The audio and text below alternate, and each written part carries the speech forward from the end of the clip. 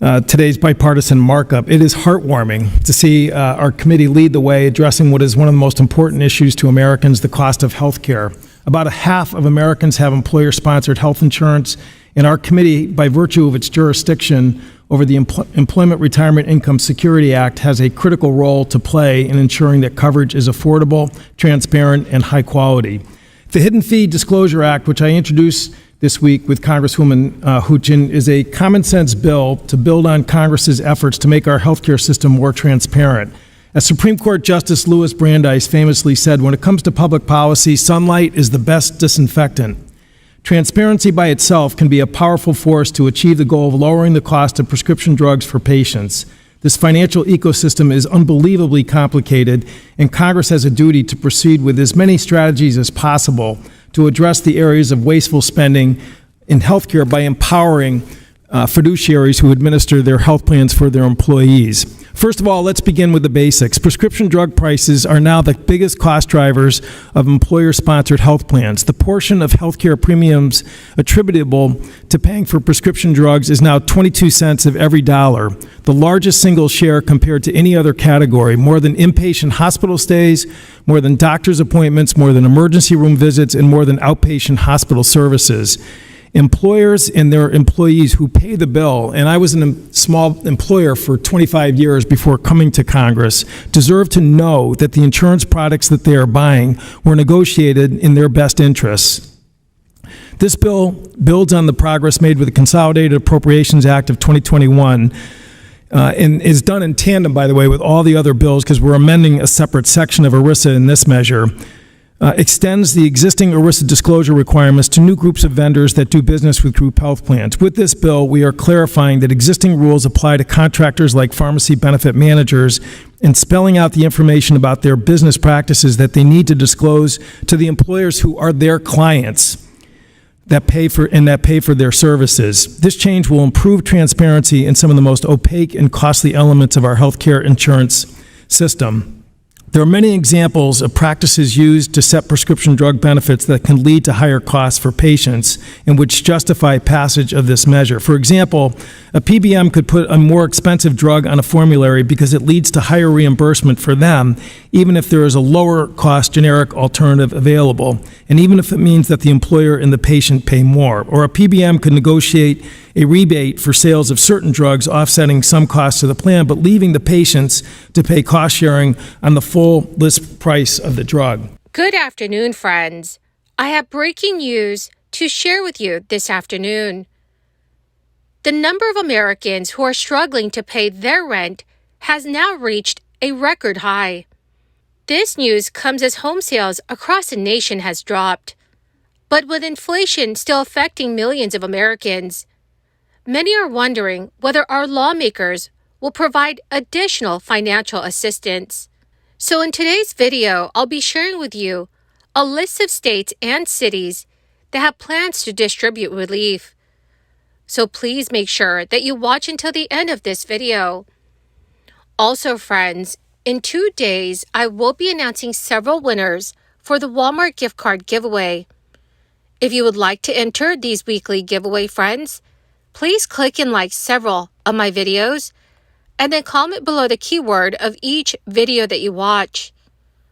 The more videos that you comment on, dearest friends, the greater your chances of winning these giveaways. Currently, home sales are down and mortgage rates are up. Sales of existing homes fell 2.2% in July, dropping 16.6% from where they were 1 year ago.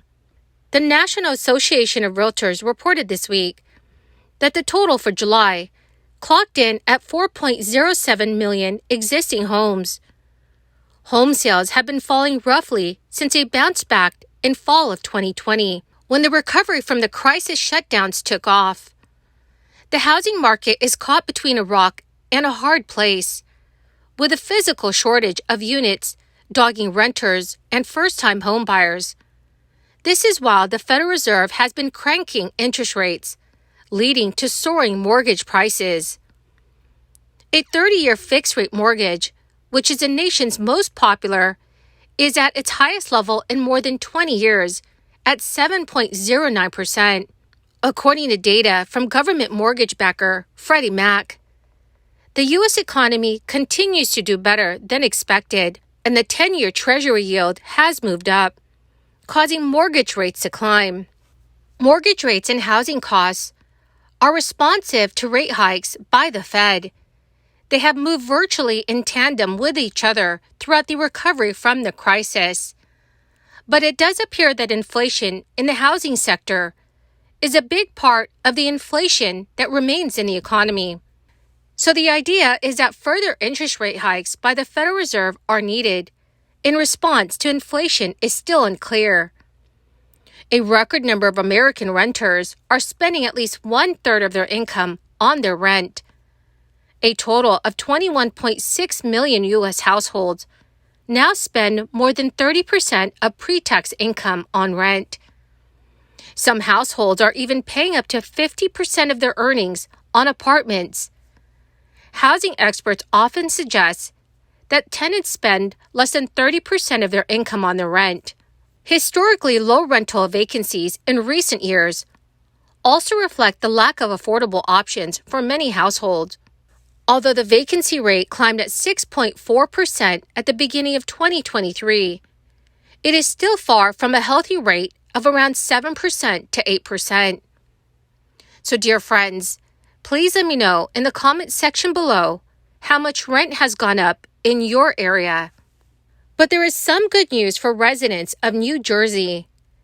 Taxpayers will be receiving their 2020 anchor property tax relief benefit months earlier than they received the 2019 benefit. And this is just before a big legislative election. In a change for the program, the payments, which are as high as $1,750 for homeowners and $700 for renters, will go out automatically for many taxpayers. The state of New Jersey said earlier this week that the payments should be received by November 21st, 2023.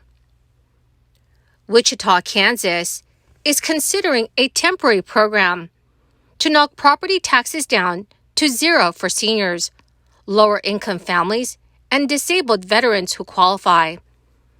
The city of Wichita wants to piggyback on a state program that offers a 75% property tax refund. Individuals already receiving the state refund would be able to apply for an extra 25% refund from the city of Wichita, which would fully cover property taxes. Colorado legislature has also cleared the way for voters to decide on a property tax relief measure this November. Proposition HH would lower property tax rates for the next 10 years and backfill local government revenues with surplus tax money. That is the money that's normally refunded to residents of Colorado as rebates under the Taxpayer Bill of Rights. The Taxpayer Bill of Rights caps how much revenue that the government can take in and then refunds a surplus to Colorado taxpayers if the property tax relief measure is approved. So Proposition HH would kick a separate bill into gear. Tabor refund amounts would be flattened across the board, with each taxpayer to receive a $661 check next year. So, dear friends, what do you think that cities who have residents who are struggling financially should do? Please let me know what your thoughts are in the comments section below. Well, my magnificent and most amazing friends, that is the end of my daily stimulus update video for today. My dear friends, I want to say thank you for being part of this community and for being here every single day. Every Friday, I will be announcing several winners for the Walmart gift card giveaway. My dearest friends, if you would like to enter the weekly giveaways, please click and like several of my videos and then comment below the keyword of each video that you watch. The more videos that you watch and then comment on, friends, the greater your chances of winning these giveaways. Thank you and have a wonderful and very blessed week.